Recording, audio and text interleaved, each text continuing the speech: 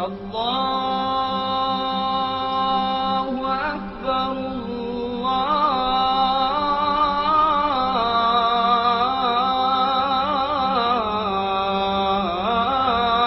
الله أكبر.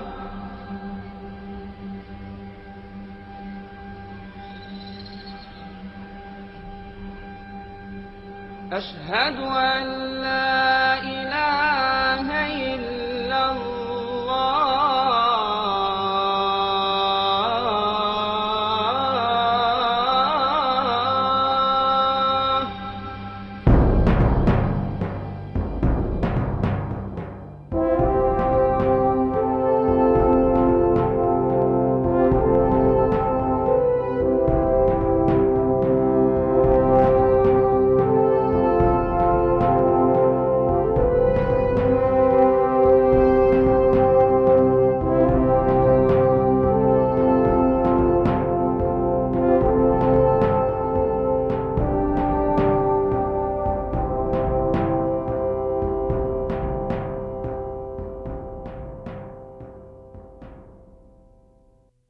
حي على الفلاح.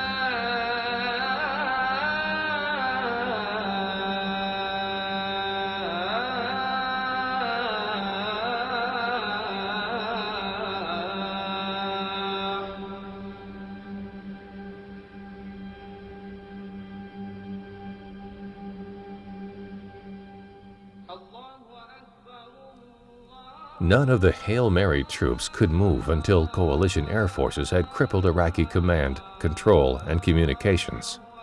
After that, Saddam Hussein would be blind to any movement of troops along the front. The problem was time.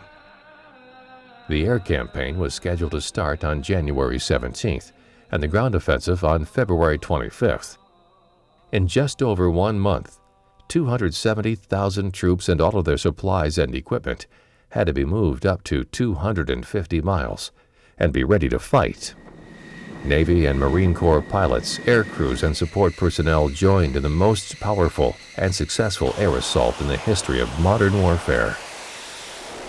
Yeah, I remember the first night, January 17th, when we heard about the first airstrikes.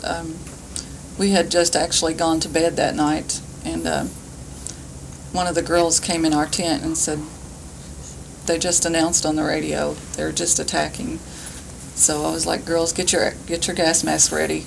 And sure enough, 5-10 minutes later, the chemical alarms go off.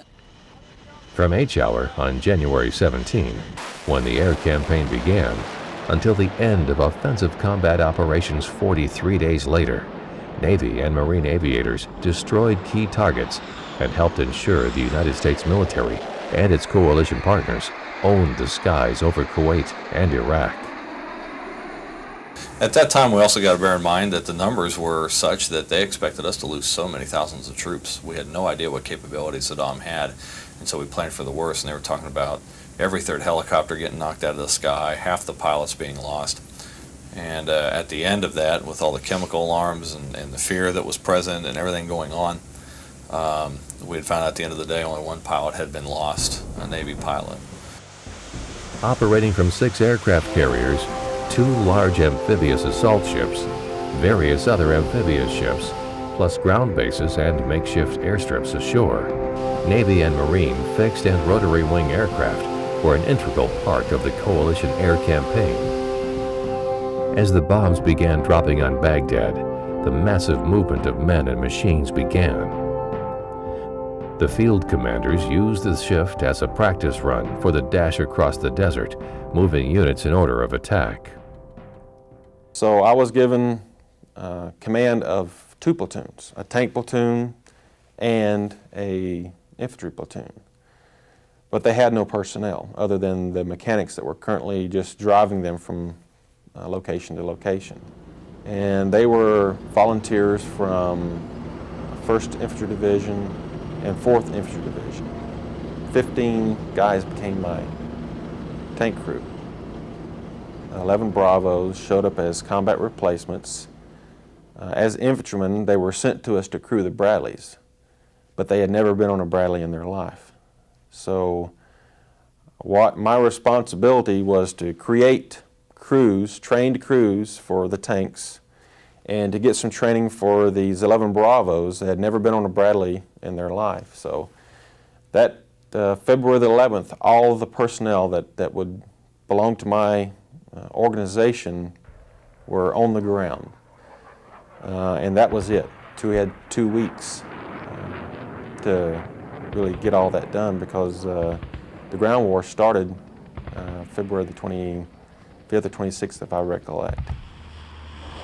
The movement continued 24 hours a day for more than 3 weeks. Desert roads that might normally see nothing but four-legged traffic looked like a Los Angeles freeway. When the shift was complete, intelligence indicated that all Iraqi eyes were still looking to the southeast. The coalition had completed one of the largest and longest transfers of men and equipment in military history without alerting Saddam or his army. During the weeks prior to G-Day, Marine units, including artillery, reconnaissance, and combined armed task forces, were busy disrupting Iraqi defensive positions. Marine artillery and Army multiple launch rocket systems, using Air Force airborne spotters as well as Marine forward and aerial observers and clandestine recon teams inside enemy territory, had enormous success with artillery raids and roving gun tactics. The deadline set by President Bush for Iraq to get out of Kuwait was expiring, and now Saddam had no eyes over the battlefield with which to observe the Allied strategy.